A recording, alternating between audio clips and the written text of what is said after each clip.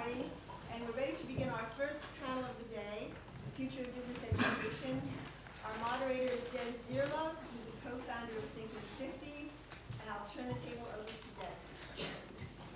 Thanks, Jen. Welcome to the Thinkers 50 2013. We're absolutely delighted to have you all here, and I'm particularly pleased to be able to welcome you to such a special venue. You're sitting in what was once the London Palace of Thomas Cromwell. Thomas Cromwell was First Minister and Special Advisor to King Henry VIII. If there had been a ranking back in Tudor England of great thinkers, Thomas would have been in it, and probably near the top. Sadly, as he discovered though, falling a few places in Henry's ranking could cost you your head. Let's hope that our thinkers today manage to keep theirs. When the Thinkers 50 first started in 2001, it was the first ever global ranking of management thinkers. In the 12 years since, it's established itself, I think, as the premier ranking and event of its kind. And it's something we're very proud of. Our mission is very simple.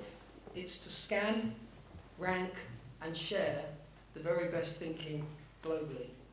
And that's what today is all about. So, I'm very pleased to introduce our first of our panel sessions, which is entitled The Future of Business Education, sponsored by our good friends at IE Business School. And we have a glittering panel of experts to help me discuss this weighty topic. So I'm going to keep introductions very short because I want to spend the time actually discussing the issues, spending on something we hope is going to be sharp and pithy debate. So, starting on my left, this is Santiago Inouez, Dean of IE Business School and author of The Learning Curve. Thank you. Next to him is Clay Christensen, author of The Innovator's Dilemma and Disrupting the Classroom. And you looked at me when you said pithy. Pithy, yes, I know. I'm looking to you for pithy. My next guest is Noel Tago. Noel is Executive Director of Education at the Chartered Institute of Management Accountants, and he's also taught at Manchester and Oxford universities. Next to Noel is Rita McGrath from Columbia Business School. Rita is shortlisted for the Thinkers 50 Strategy Award and the Thinkers 50 Best Business Book Award for her book, The End of Competitive Advantage. Next to Rita is Roger Martin, former Dean of the Rotland School of Management, Toronto University, and also shortlisted for Best Book and the Strategy Award for his book. What's the book called? Sorry, Roger, I forget entirely. Playing to Win. And finally, at the end, no stranger to the business education landscape, we have Clark Callahan from Tuck Business School in New Hampshire.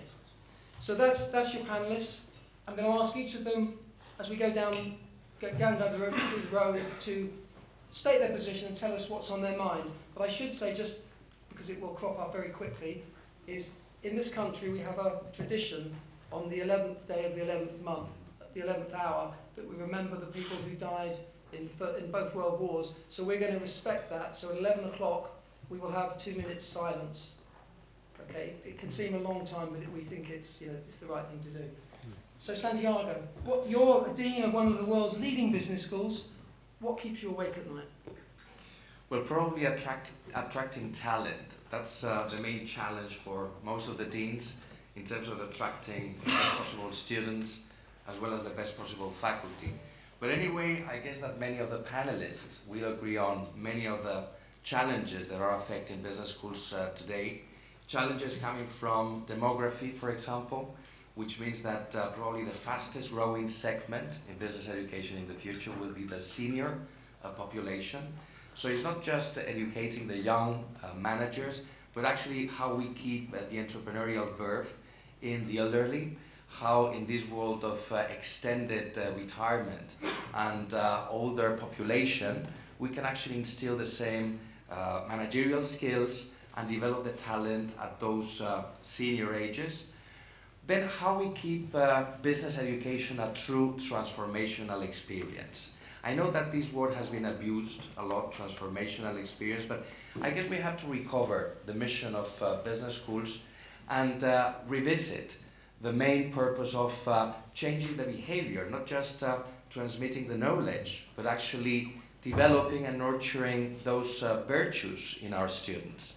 That's why I like very much all the contribution of positive leadership here, and these revisiting the concept of classical virtues coming from the early stages of education.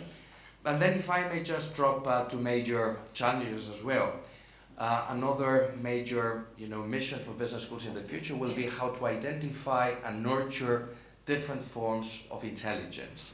Not just the traditional analytical intelligence, which is the one that has been identified in admissions and probably developed during the MBA, but also other forms of emotional, artistic, relational, spatial intelligence that probably have to do more with success in real life, in management, than traditional skills. And finally, of course, more competition, more differentiation, more concentration.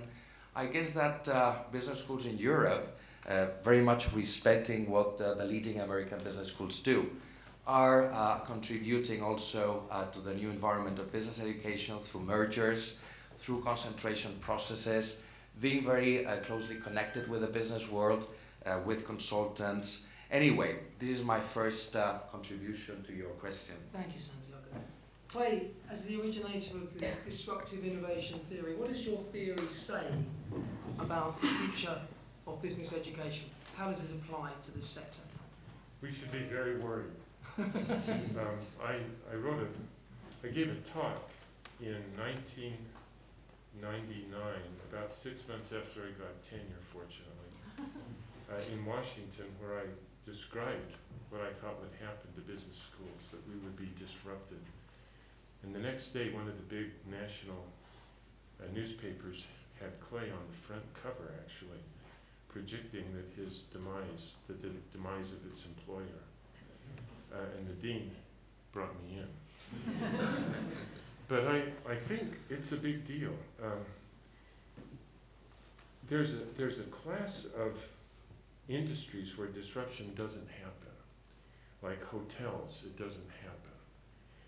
And in those businesses, you can go up market, but in order to move up market to get better price points, you have to emulate the people that you want to compete against. There isn't a technological core that allows disruptive companies to go up and upend the leaders.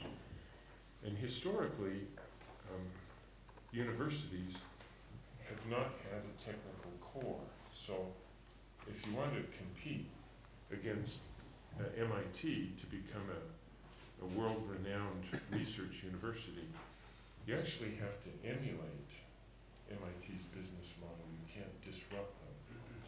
And so disruption really has not happened in higher education at all.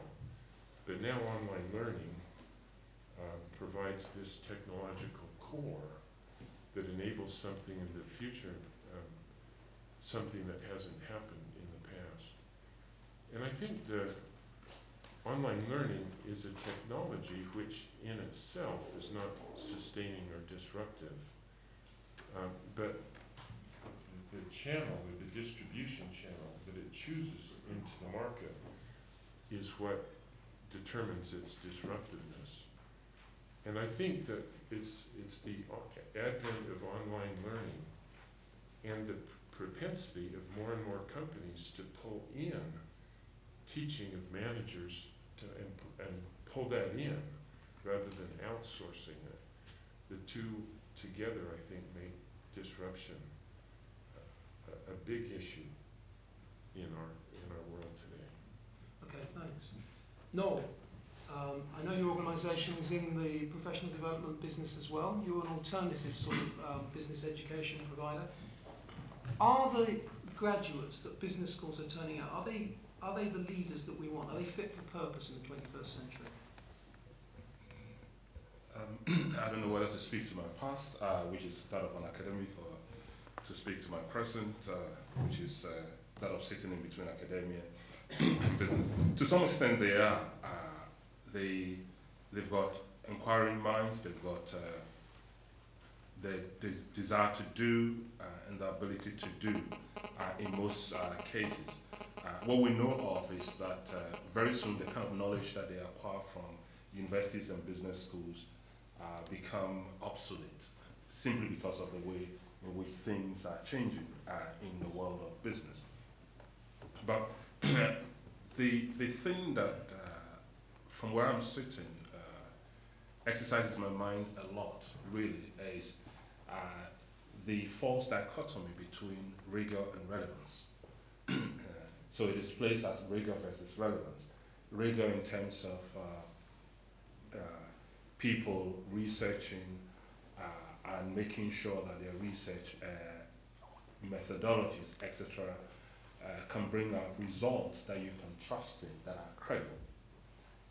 And then relevance being, is it of any use to anybody? Now, what we aim for and what we want to introduce into dialogue between industry and business is the fact that the two should not necessarily be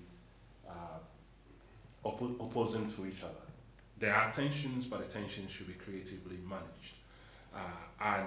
The other thing that we'll talk about is really the whole notion of dialogue between business and academia, and not coming from expecting academia to engage in dialogue alone, but business would have to engage in dialogue with academia and things like that. Those are the kind of issues that worry me at the moment. All right, thank you. Rita, you're predicting the end of sustainable competitive advantage. Does that apply to business schools? Yes. Okay. And let me share with you some of the things that I think are going to be, well, they're happening all around us. I think we'll start to feel them very, very soon. The first is I think increasingly content has become commoditized. Business schools are kind of built on a university model, which is kind of built on a monastic model, which is you went to the monks and they're the ones that read the books, and they knew how to read and write, and you had to go to them and get that knowledge. Well, now it's all over the place, and the thing that has become rare and unusual is, as you were saying, the application of that knowledge, and how do we make sure that it's used in the right and proper ways. So I think that's the first big issue. Second big issue is that you're going to start to see certification at the level of a credential or a skill rather than at the level of the degree. So think record companies, when you start to be able to buy music by the song, you don't have to buy 21 courses you may or may not be interested in to get the 2 or 3 or 5 that you think are relevant. You can just get the ones you think are relevant. Something Clay's predicted with regard to that for a long time now is that you'll buy that relevant course from whoever in the world is the best in the world you think to teach it to you, and whether that person is affiliated with an educational institution or not is there. I want to also echo this notion that you don't get done being educated when you're 26 years old. So I think we're going to see a lot more interest in executive education, in lifelong education, in education perhaps that comes as part and parcel of your own development as a leader. And I think that's where a lot of the most innovative things in business are likely to happen. So that would be my short take on unsustainable advantage in business school. Okay, thank you. Roger, you've stepped down now as Dean of Rotman, so you don't have to pull your punches anymore. You can tell us what's really on your mind. Where do you see the disruptive models coming from? I never actually knew I pulled punches ever. So, well, I guess for me, I think the greatest challenge to business education is that there are 2 incredibly valuable things that are looked for in the world of business that basically are taught at business schools, and so it's leaving the most fertile field unplowed completely. So what causes people to be enormously successful in the world of business, or even the management of non-business organizations? One is an ability to see across a variety of domains and sort of pull together a good answer that crosses knowledge domains. That's what you look for senior executives to do. And 2 is to create stuff that doesn't now exist. If If you just take those two together and ask, where are the greatest sources of value in the business world, where are the greatest rewards, those are overwhelmingly the case. And on this, the point that's been made several times on commoditization of knowledge, there are lots and lots of stuff within existing functions, analyzing which is the best of existing options to do. Those things are all commoditized, and they're just not that valuable anymore. Guess what business education is focused laser-like on, right? Helping people analyze existing options to figure out which of the existing ones is best within a narrow discipline. And we just let people walk out the doors of business schools without teaching them anything about how to pull all of that together, or how to say, none of the options before me are good. What's an organized mechanism, a way of thinking through creating something new that does not now exist? Both of those things, by the way, are teachable. We're teaching them at the Rodman School, and so it's not. Now most people, the view is by most people implicitly, and in the business school world, that which is untaught is unteachable, which is an interesting kind of rule.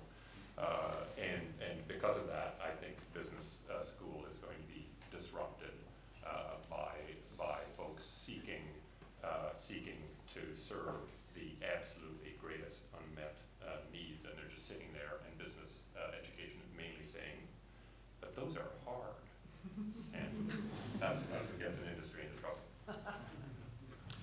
Clark, MOOCs, massive online open courses. Time magazine said that they will open the door to the Ivy League for the masses. Tuck, being an Ivy League school, how do you see that from New Hampshire? So there's how does Clark see it, and there's how does Tuck see it. I think just reflecting on things that Clay, Rita, and Roger have said, this is a really interesting time to be a business school, and I think it's an opportunity for us to almost introspect institutionally on who we are and what our aspirations are. If you look, it was Rita and I share a former colleague and mentor from many years back, a guy named Ian McMillan at Wharton. And Mac used to say, at universities, there has to be an absolutely, positively crystal clear trend that we can see. In his case, he'd refer to the fact that it was really well established that entrepreneurs were driving the U.S. economy. 10 years later, the Wharton School created its programs in entrepreneurship. It takes fully 10 years. And I heard somebody say the other day, it seems to take about 5 years for business schools to respond to these absolutely clear trends. So I don't know if we're getting to the point that maybe we can process a bit more quickly and see in almost real time what are the trends. But I think it's a really interesting time for us to ask, what are our aspirations in terms of all of us are in the leadership development business, but what kinds of leaders are we trying to develop? And are we tackling the most important problems in the world? Do we have leaders who can solve the healthcare challenges, that can solve education challenges? And I think if we reframe, then it becomes a really interesting time, I'll get to your question, to say, wow, don't we really want to do that for as many people as we possibly can? And how, on one hand, can we be world-class and very exclusive in terms of doing what we do incredibly well, but at the same time, make some part of what we do available to anyone? I don't know if we have the answer, but I think we would certainly say that the MOOCs had better be a solution, that there better be something that we're willing to do for everyone, just because our aspiration is we want to have a positive impact on the world. Okay, just to pick up on that, I mean, one of the criticisms obviously made of the famous business schools is that they are elitist, they are expensive. Is that sustainable now? Should there be another way? Is there a better model?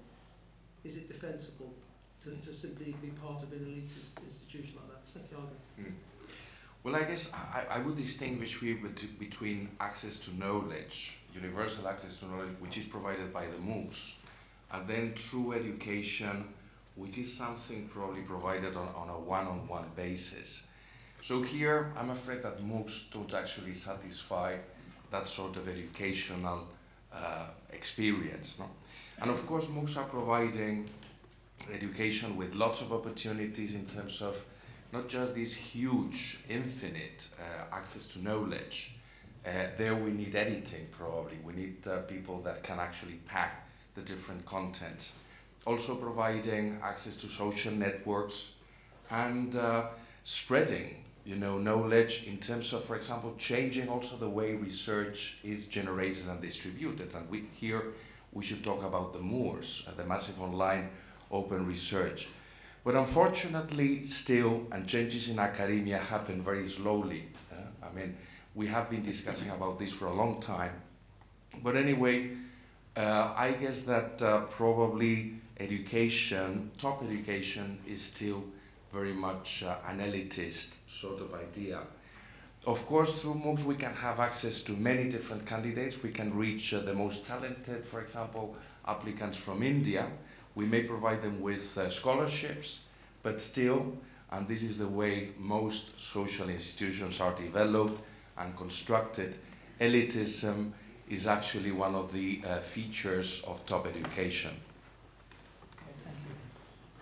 Clay, innovator's dilemma, we've actually got you in the room with us to answer the obvious question. Isn't that the problem for the established business schools? Haven't they got innovator's dilemma? Are they going to suffer from that problem? Absolutely. If in fact we are in an industry where change happens gradually, and you have new competitors who change very rapidly, we can't say, well, we change slowly. And I really think that we, at its core, there's a new business model that will emerge that is not our business model. And just as one example, there's a type of business model that you would call a value-adding process business. And a process business, stuff comes in at one end that's not complete or broken, and you do stuff to it, and then you ship it out. And so most manufacturing is a process business that way. But education has been historically. We bring into the Harvard Business School every fall 900 very incomplete people. And we do stuff to them every day, and then we ship them perfected to Wall Street. And much of the investment in mookiness is still a part of the process orientation. That is, you start the course and you end the course, and everybody takes roughly the same course. But there's a different type of business model that you might call a facilitated network. And rather than paying for the result of a process in a facilitated network, you participate through membership. And you can see it already emerging, but they're not my MOOC versus your MOOC. But I developed a little app on how to price in this situation, where I've got a little module that tells you to say, in this situation, measuring gross margin percentage is a good thing. In this kind of a situation, don't measure profitability that way.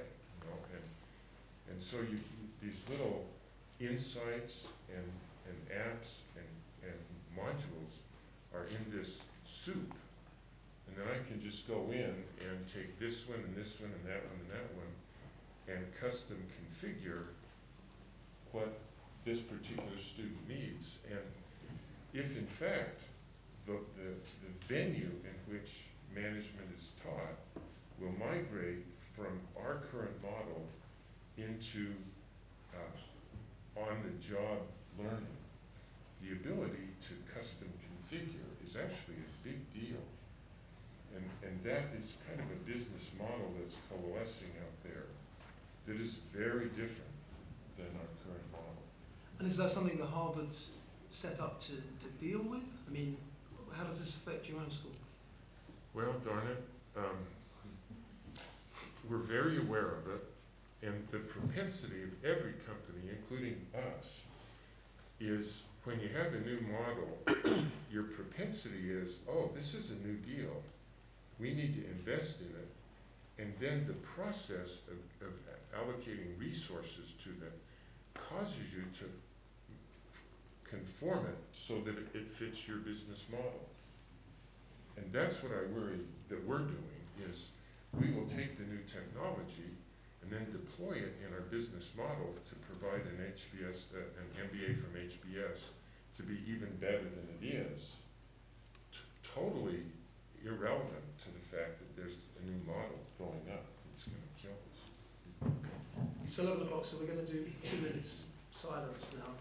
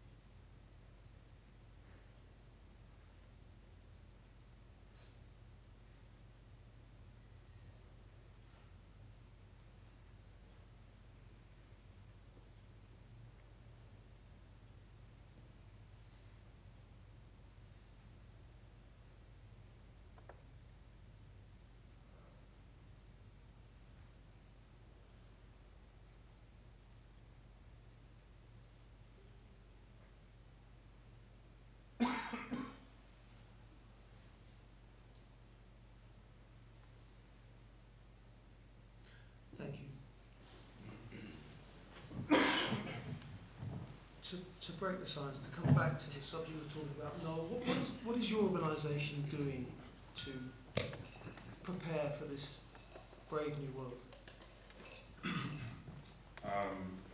For us, we acknowledge that is going to happen. We don't teach necessarily. What we do is prepare a curriculum, and then others teach the curriculum. We come to examine, and then we certify. But we also appreciate the fact that the way in which people will study depends on how you examine, for example. So what we're doing is structuring examinations in such a way that it will encourage that type of study. So people would have an integrated view to study, so not a siloed view to study. So, for example, we're introducing at every stage in our examination process case studies that are integrated, that use technology also.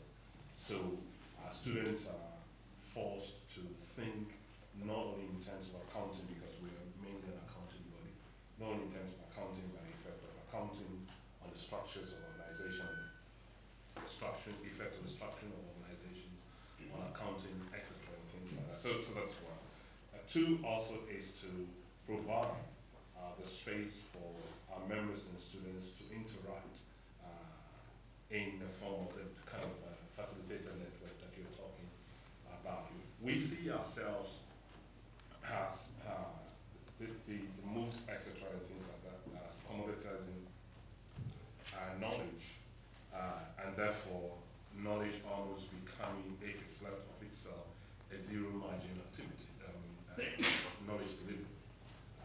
But we also think that there's some value to be added, and Santiago made reference to that. The first is the editing, the collation of material to form a cohesive whole.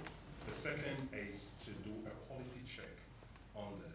Now the search cost for our students, it will be very high, and they don't normally have the knowledge to be able to kite mark in terms of quality, so we want to do that. The other thing we're then saying is that having done that, the knowledge experience then will have to take two directions.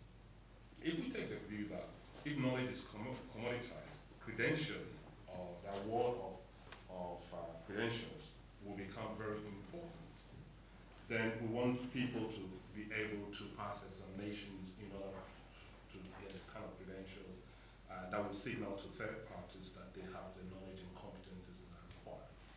But more importantly for us, the ability to apply that knowledge in different settings that is relevant to their future work is also important. So that the classroom situation, if we ever have a classroom situation, virtual or physical, or a network situation, would move from the information that is there that has been kite marked as quality into how do you apply this information in the various spheres of life that information could be applied and made of value to other people. And that is where we see ourselves playing a huge role. Thank you. And within a lifelong learning context. No, talking about curriculum design isn't one of the issues here, Rita, but as you've said yourself in some of your writings, that what used to be the field of innovation is now kind of crossing over with strategy. It's getting messy. The real world actually always was quite messy, but business schools like to keep it all nicely siloed and teach it in a certain way. Isn't that one of the challenges to? Oh, I think the sort of antibodies in the existing systems are very, very powerful. I mean, right down to the way we organize our knowledge, right? So you've got marketing and management and operations and finance and all the other disciplines, so siloing everything up. And that's actually always been one of the problems for strategy, which is by definition it's an interdisciplinary cross-field kind of view. I think what we will see, and I want to pick up on some of the new models that Clay had alluded to. Two quick examples. There's a company that has trouble getting workers in its chemical plants because the chemical plants are very sophisticated and they require people not just with good hands but quite sophisticated skills to see how the interactions within the plant work. And so what they've done is they've actually created a simulation in the form of a game of how their factory works. And so students can come and actually play around with it, have the plant blow up. They can do whatever they want. They can take machines apart virtually and see the insides of them. They can see how doing something in one part of the system affects the rest of the system. So here's the company's deal. If you get a good enough score by the time you've improved your skill and proficiency at this game, which is free to play, they will give you an interview. And if you continue to show excellent performance, they will give you a job. Now, that's definitely education, right? It's more hands-on than much management education is. But if you think about that as a metaphor for where we could be going, it's a very different way of thinking about what do I do to build my skill, and it kind of picks up on something Roger said about how do you get that systemic notion across. So I think a second quick example, Caterpillar's partnered with the Georgia Institute of Economic Development and one of their local community colleges to help teach people the skills they need to be successful in their plants. And so they donate the equipment, the community colleges donate the faculty, and the Economic Development Department pays for it. So what we're starting to see now is responses to the problem that many of the people we are training and trying to give skills to, who, first of all, as you said, can't integrate, but we're not, the stuff we're teaching them is not necessarily what's really needed. And so I think that the problem of the existing institutions trying to sort of twist themselves into pretzels to fit that model, I think we're going to see some really tough decisions having to be made. One last thing is I think there is going to be a real appetite for, as I said, executive education. And that's where our traditional model, I think, still has a lot of running room, which is what we're doing here, right? You get people in a room, they share thoughts, they argue, they press each other's thinking, and I think that's going to be hard to do in a different context. I don't think impossible, but I think there's still going to be a lot of hunger for this kind of in-person connectedness. Thank you. Roger, is staying the same an option? Can business schools simply stick to what they've always done, or is it just not viable in the long term? Well, I think in the world of education, things kind of tend to shift pretty slowly. So I suspect that business schools will be around for a while. Will they be healthy if they just do nothing? I think the answer is no. I think to the Clay's sort of model, I think there'll be lots of low-end disruption for sure. These different business models, I suspect you probably get up to 40-50% market share of pure online degrees within 5 or 7 years. So there'll be massive destruction in the sector where business schools, like half of American business schools, will be out of business probably 5 or 7 years. Really? But the other half will be around. But I think there's also this top-end disruption. I think as people figure out how to the value of it and how to teach innovation and kind of thinking integratively, there will be pressure from the top end and disruption there as well. So I do think the model of we will teach you how to analyze within your existing silo, which is now at least 95% of all business education, if not 98. That just and we'll charge you a lot for that. That will be just a tough business model to keep up. It's only been kept up, honestly, because of the selection factor. I mean, I recruited everybody at Monitor from the time it was, 30-ish professionals to 600 or so professionals before I gave it up. And even though we were a Harvard Business School shop, we were all Harvard MBAs. I said without question, if you gave me a choice of recruiting from the admissions list at Harvard Business School or the graduations list, it would be a no-brainer, an absolute no-brainer. Seriously, I'd take them as people who had not been to business school for a day, and we had to teach them everything we needed to do with clients anyway, and we wouldn't have had to deprogram them for a couple of years. I mean, it's true. In 1991, I ended the separation between training, the training programs we gave undergrads from Swarthmore and Williams and Amherst who studied medieval history, and Harvard and Stanford and Wharton and Columbia and INSEAD MBAs. I just said they need to go into the same training program because I realized that the folks who we were hiring from those business schools hadn't learned stuff in that 2 years that was valuable to what we did for a living. Now I know what we did for a living was an odd, in kind of end of the spectrum, kind of weirdo stuff, but that's that's the danger. The danger is once you get past that select, and so why did we do it? It's because those graduates, those kids, right, who pulled themselves out of really good, high-paying jobs to spend 2 years giving Harvard Business School a lot of money and 2 years of their life, and were selected as the 800 from among 20,000. They were going to succeed regardless of what happened to them in those 2 years, right? And so when people ask us, why do you recruit there? Well, it's because literally there are 900 of them, all organized, resume book, everything. You can come and they're all free agents. If we put an ad in The Economist saying we hire people for $150,000 for really interesting jobs, we would have got 20,000, 50,000 applicants from people we didn't want. So business school has got to get past. We're a fantastic selection mechanism we actually educate on the very most important things, or it will be disrupted. Exactly right. Would anybody else like to, I used dive to in? joke with our dean that all we had to do was minimal damage during the 2 years we had them, and we would be successful. Clark, these institutions, business schools, they sound like they're subtracting value at times, not adding value, but there is a role. People talk a lot about the peer-to-peer learning. You can't replicate learning from your classmates to the same extent unless you're there in the classroom with them. You can't do that with technology. Is that still going to be the case? Yeah, so maybe I have two very different answers to that. On one hand, absolutely. If I think of what makes the Tuck School at Dartmouth really unique, it's this small community. It's by far the smallest amongst the top MBA programs.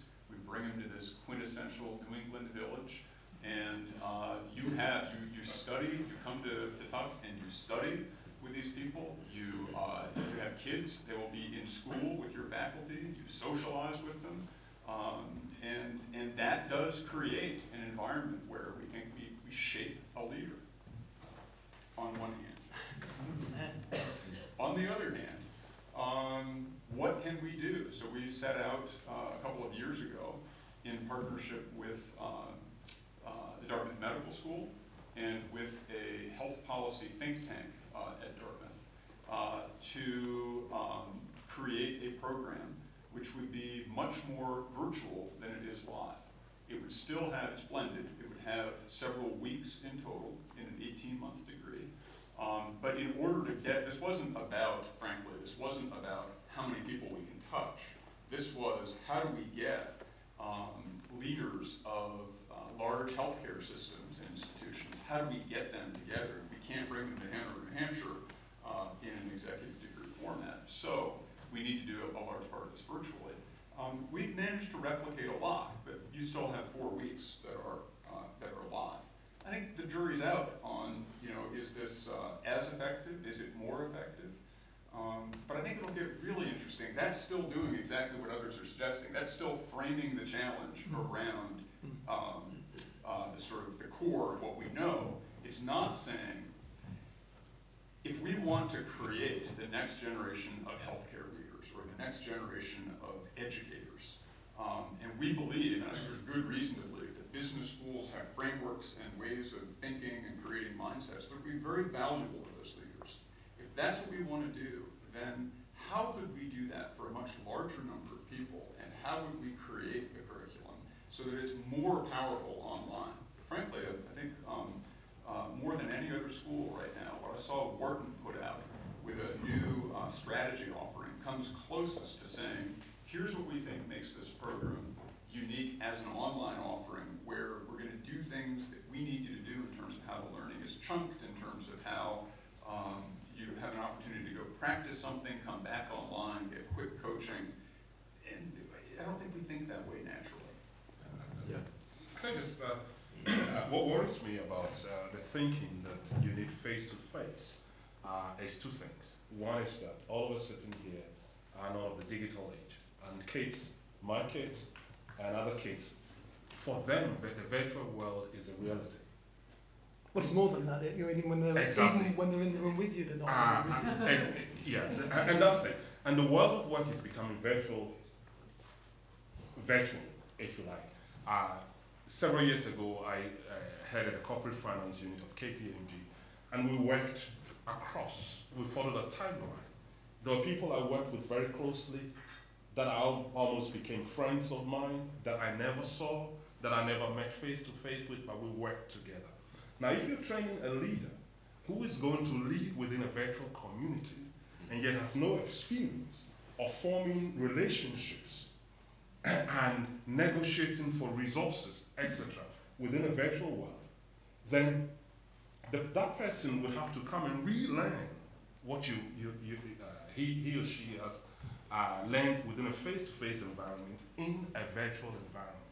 So one of the things that business schools need to do is to begin to think very seriously, no matter how disruptive it is, of this thing, and particularly of the generation of people who are coming in terms of that. And in terms of the world of work that is changing, people aren't coming to, I manage people that I never see. Now, Then coming into that, I have a head of department in Kuala Lumpur. She's managing some people in London. I have someone sitting in Johannesburg who is managing some people in China and other places like that. And that way, so if you need leaders like that, they've got to be trained and be comfortable in working in a virtual environment. So that worries me. We've heard very candidly, I think, from some of the North American schools. Has Europe got the answer, Santiago? Well, I guess, I mean, the number of schools that Roger was saying before that will stand up after this, tsunami, this phenomenon is already happening in Europe. You probably heard of the different mergers taking place in France, for example, where there's a concentration of grandes écoles. In the UK, there have been also a number of mergers. So we already see this concentration happening here in Europe, and it will continue in the future. Probably we will see lots of changes in terms of the governance of higher education institutions. This is something which is very much needed, changes in the governance. I wonder why tenure is still an institution, standing at our institutions. It makes sense in places where there's no freedom of speech. Some, Asian countries. Well, I would rather refer, to some places in Asia or in the Middle East where we see, lots of investments now going on, but actually there's no the soil, for cultivating and nurturing these ideas that we have been, created in the US, in places like Harvard or in California. But anyway, we need to revisit the structure and the institutions in all those traditional aspects. But let me just go back to something that was mentioned before. I guess that blended education is the future. We have the experience at our business school over the past 12 years of running these high quality online modules combined with face-to-face. And we realize that this is the best of the possible worlds in terms of developing the skills in managers. Actually fulfilling many more goals than with traditional classroom-based forms of delivery. So I guess that we will see probably not just in executive education, but also in all sorts of offerings in the future, more blended programs. This is the future of education, along with many other sophisticated tools. Technology provides us with much developed forms of assessment, also with access, as we were saying before, to infinite knowledge. Again, we need editors here. This is not just, we talk about a commodity very loosely, I guess. Having access to infinite knowledge doesn't mean actually to select the proper pills of knowledge that you actually need in order to complete a course. And of course, networking. You can have access to lots of social networks, so technology is part of the future. It won't replace professors. What we need is to bring actually the faculty into the new technology world. Very good, thank you.